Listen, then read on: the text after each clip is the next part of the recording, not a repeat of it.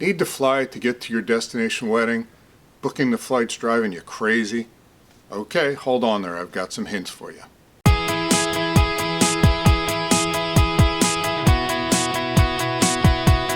Hi, this is Jack with Vacationese. Do me a favor, subscribe to my videos if you don't mind. Hit the like button. I post new videos every Tuesday. Now, most of our destination weddings are foreign places, international, and you have to fly there to get there. Booking flights these days are crazy. You see every day in the news that flights are delayed, flights are canceled. Here are some of my top tips on how to overcome some of these obstacles. So tip number one is you should look at competitive airports where you live. So as an example, if you happen to live in New York, take a look at JFK, Newark, and LaGuardia, because if you price the different airports, you may find a disparity in the fares as well as multiple pricing. Another thing is that if you live in not even a big city but a smaller city, but you're between two cities, like if you can go to Charlotte or Atlanta, you want to look at both of those places, because again, you may find different airlines on the same flight that will be priced differently. It gives you many more opportunities. As an example, I'm outside of Philadelphia, but whenever I fly, I will look at Philadelphia, Newark, and JFK, because sometimes the flights on one of those airports has better times or better prices. So always look at the different airports around where you live. Number two is book non-stop flights. Why? Because less things can go wrong. So what do I mean by that? Flight delays, bad connections. Now, the other thing you want to do if you are booking a non-stop flight, again, let's say you live by a smaller airport and you can fly from, say, little town in North Carolina that will fly you to Atlanta. But it may only be an hour and a half drive to the bigger airport. My advice is always drive to the bigger airport. It is one thing that is less that can go wrong. Personally, not too long ago I had to take a flight. I decided to save some money and flew on a route that had a connection, and ultimately I missed my connection because of mechanical issues. I had to spend the night in a hotel in another city, and I almost didn't even, and oh, by the way, we got to where we were going one day late because of this. So again, if you can book a non-stop flight, book the non-stop flight. Less things go wrong, your baggage doesn't get delayed, and it will make your trip to your destination wedding much easier. Tip number three, and I did a video on this before, if you are the bride and groom going to your destination wedding, book first class, splurge. You get a bigger seat, there's more room for your wedding dress if you're taking it on, you get a free drink, which is always nice, just a Diet Coke or maybe a glass of wine. Food and drinks are back on planes now. So again, that is a little bit extra money. This is a once-in-a-lifetime trip. In the big scheme of things, you may be spending $300 or $500 for both of you to upgrade to first, but I think it's a great, great thing to do. Now, tip number four is when you're looking at airlines, you want to look at an airline that has multiple flights to the same destination.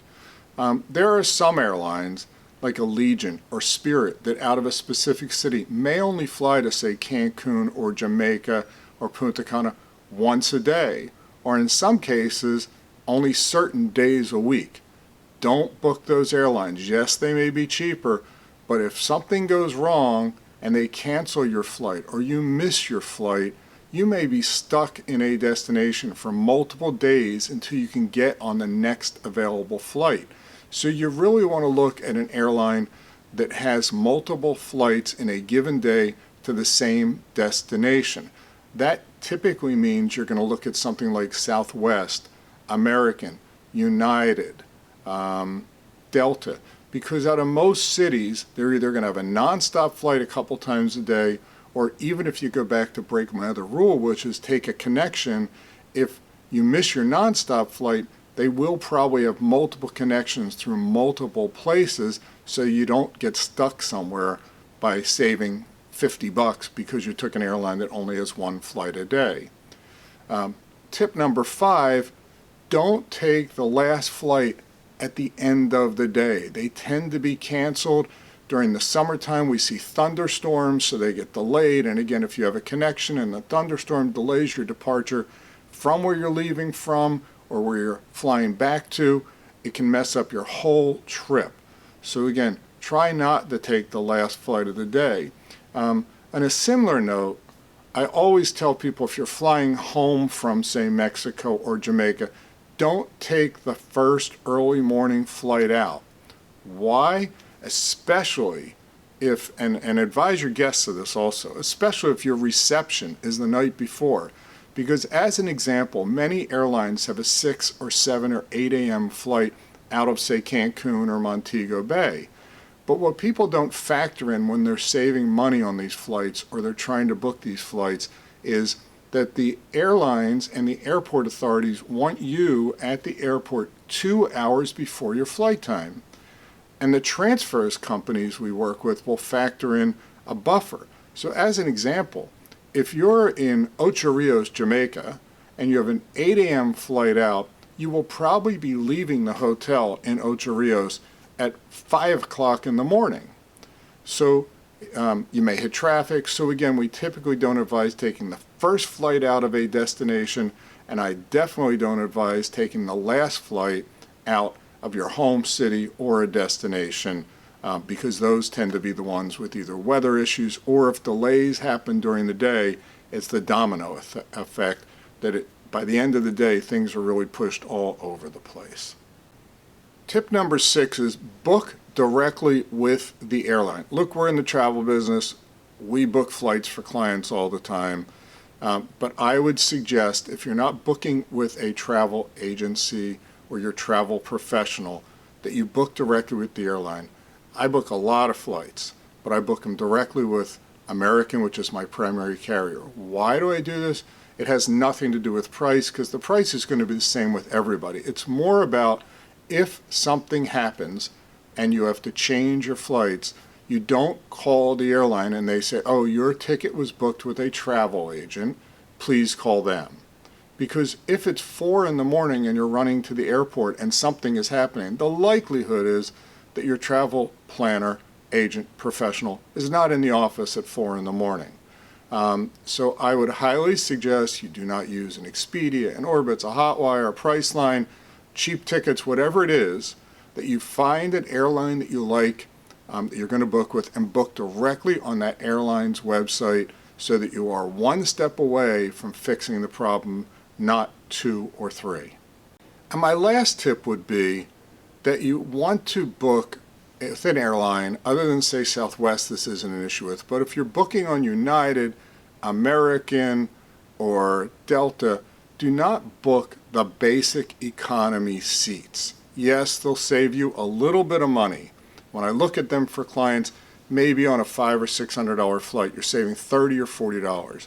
When we book flights for our clients, even when I book them for myself, I want a seat. Now, if I'm flying by myself, I don't really care. But if I'm flying with my family or my wife, and typically you're going to be flying with the bride or the groom, you probably want to sit next to each other.